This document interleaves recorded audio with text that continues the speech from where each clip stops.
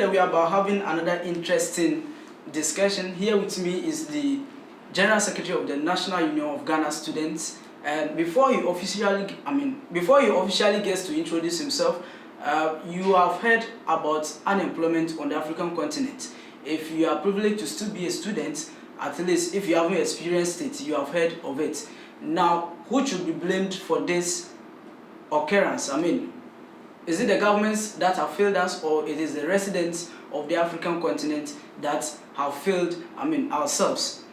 You are welcome to Voice Africa. Thank you very much. It's a pleasure to be here, Noah. You've been calling me for this interview for some time now. I'm glad I finally have the opportunity to be on the platform.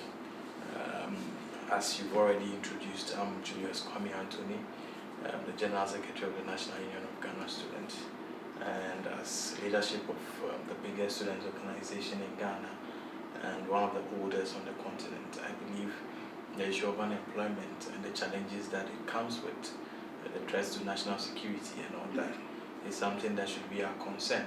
And I'm very glad that I have this opportunity to talk on the subject. Yeah, so is it the government that have failed us in this fight, or it is we ourselves that have failed ourselves? I think as a continent, we have failed, from inception. Our governments have failed us significantly.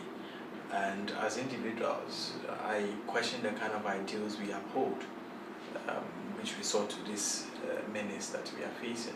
Our governments have failed us in the sense that if you look at other continents or countries with continental shapes like China and all that, they ensured that they did not get here by taking very bold decisions at certain stages, in their development. If you take China, for example, it's not as if there wasn't a situation that could lead to the possibility where that continental state would have been split into pieces, where the various provinces would have been individual states on their own. That situation arose, but they fought against it and ensured that it didn't happen because they understood the power in a unified front. They understood the power in central bargaining when it comes to the world stage. Africa, on the other hand, has allowed the forces of imperialism to still continue to thrive on the continent. The unnatural borders that they put in our midst still exist, such that each of the countries becomes a weak target market for dumping of foreign goods over here, which helps them in terms of getting employment for their citizens and ensuring good standards of living for their citizens. But it does not do that for us. Why am I saying this? The population of Africa, for example, is I think 1.37 billion. That of China is around 1.39. So we are looking at a difference of a few hundred thousands in the population of Africa and China. But both places, if you look at how they made use of that population they have, the strength of their human resource and all that, you realize that Africa did not do much, but China did. China, after their independence, China some 50 years ago was not a global power that it is today. But they became what they are because of, the West thought they were going in for cheap labor in China. Every manufacturing service, China takes it. Come and manufacture it in China. And as that goes on, they are able to employ their citizens. They are able to imitate the products that the West was bringing to China. Now China is able to produce all those things on their own, which gives employment to their people. If you take the case of Africa, we didn't leverage on our human resource, so manufacturing doesn't happen here, which means that there will be employment gap. You understand? We don't have a united front that negotiates or leverages on the natural resources we have. For example, if you are dealing with, I'll use China again, almost the size of the whole continent of Africa. If you want to deal with China in terms of iron, for example, which they have, and you need to negotiate for that, you negotiate with one central government. But if you are dealing with Africa, You negotiate with Ghana differently, you negotiate with Congo differently. We had a lot of natural resources being exploited by the West. You negotiate with Togo differently, Cote d'Ivoire differently, everyone differently. That is a weak system. Yes. You understand? So if we have created at least that economic front where these issues are negotiated at a central unit, then there's strength in our bargaining as well. But that too is non-existent. So all these things trickle down to the unemployment deficit, the employment deficits we have, and it's something if we don't pay attention to, it will be a problem. Look at the situation from YEA recently. Yes. I mean, it saddens my heart and it breaks my heart to hear that the organizers of this event organized it with a certain idea that employees or people seeking employment lack connect to potential employers. That's false.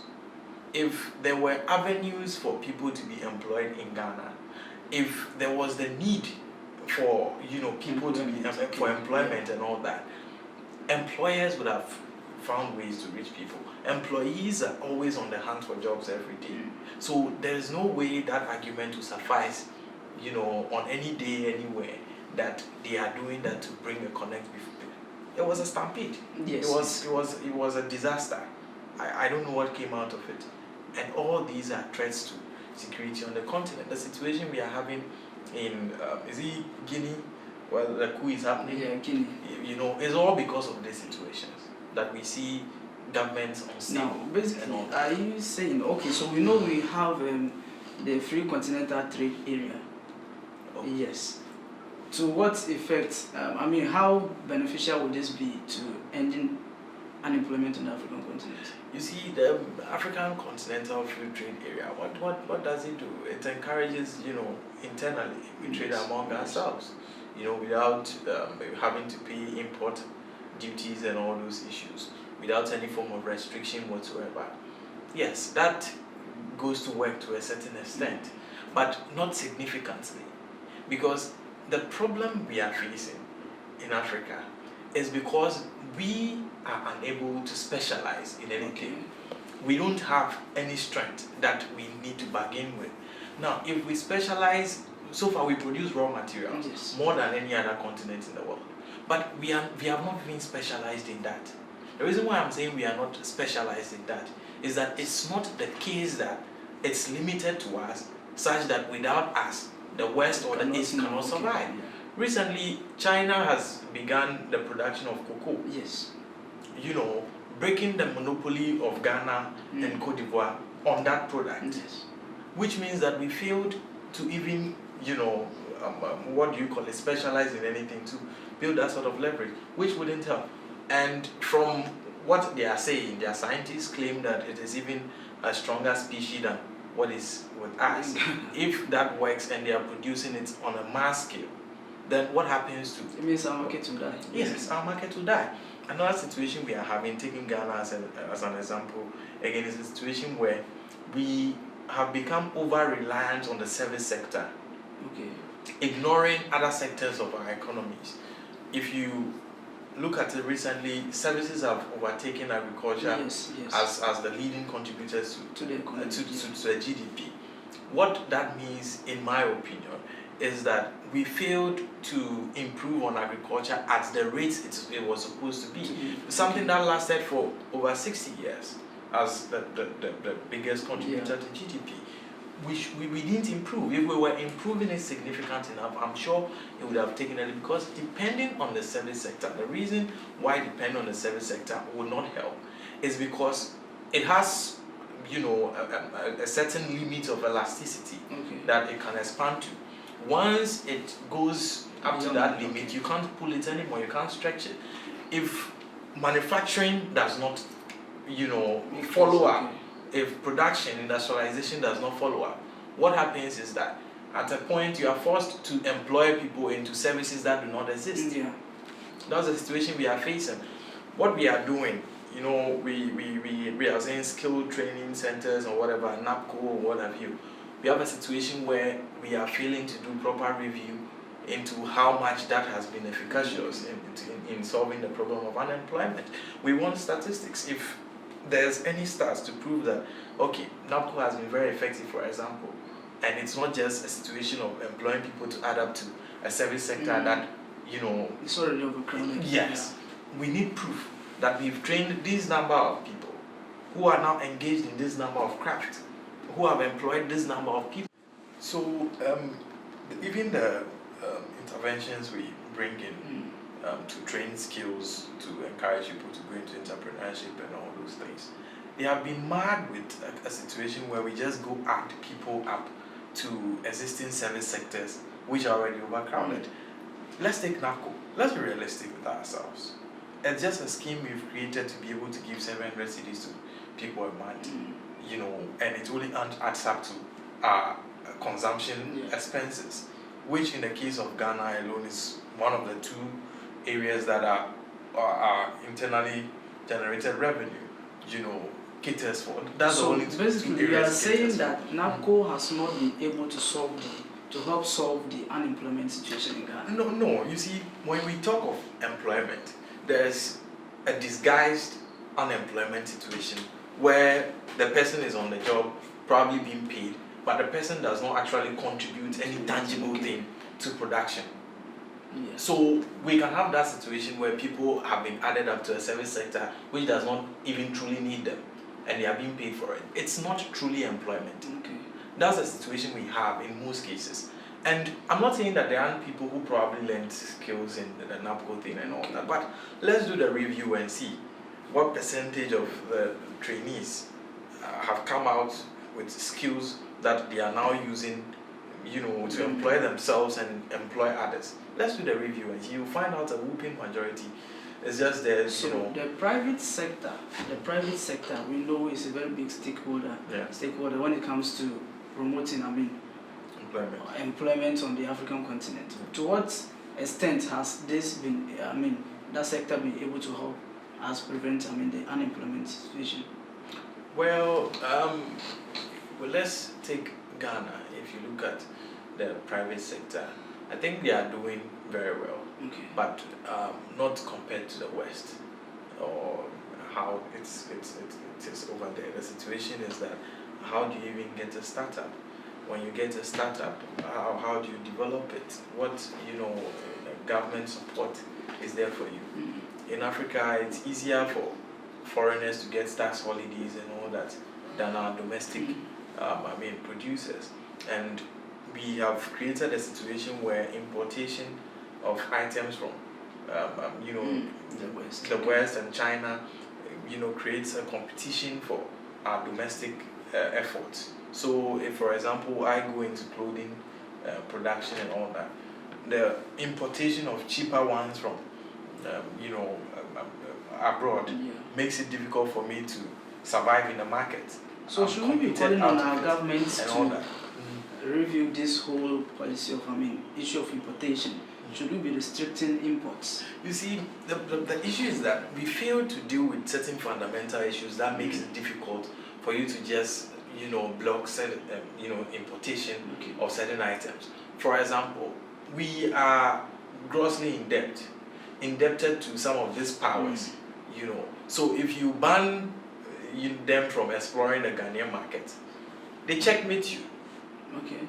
In a different area. You have your finger in their mouth. Good. They checkmate you. So they become untouchable when it comes to those situations. So we must first of all deal with the fundamentals.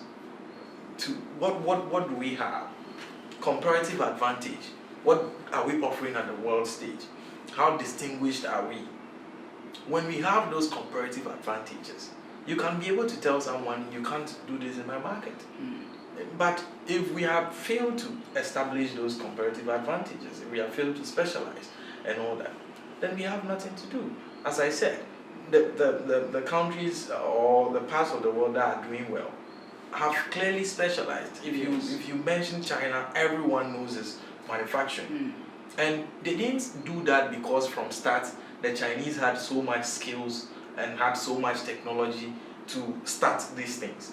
Most of the things you see today that are made in China were first American and European firms who were going to China because of cheap labor. They know what they have. a large population of human resource. So they welcome these things, to come there. But here, we don't have that leverage. Because we are divided. Are you saying we don't have the human resource? I'm not cheap labor. You see, it's a case that if you look at the 30 million population of Ghana, yes. okay, it's not an attraction for me to bring, a business like assembling plants of Apple, okay, and all these things are multi-billion-dollar projects, yes. and all that. There's no motivation for those kind of investment, manufacturing, and all that. You won't get cheap labor in Ghana as you get in China. But if we were operating as a central unit, that's why sometimes I feel our problem started from the very stages of independence, okay, where we failed to unite on, some issues, issues of economic management. There should have been some level of unity, of control. Even if it is a EU type system, we should have been able to adopt. So that. you are basically calling us. And even if you take our sub-region, for example, yes. ECOWAS, Yes. it's not a strong economic community like the EU.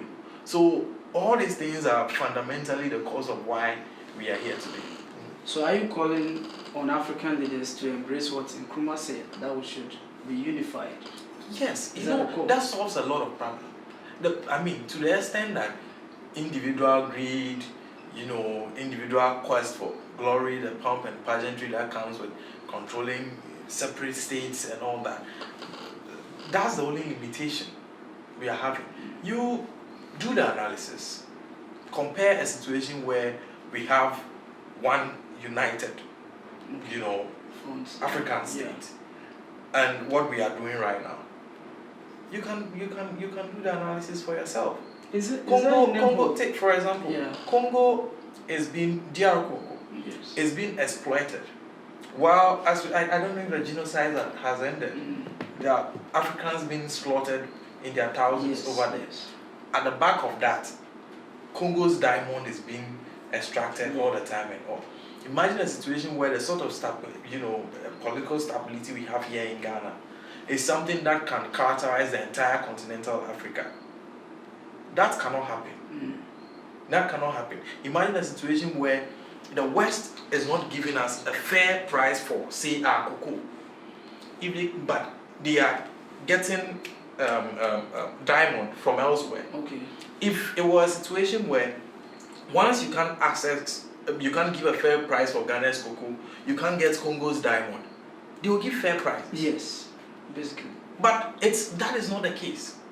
So we are weak. We get too little for what we have. Okay. We get too little for what we have.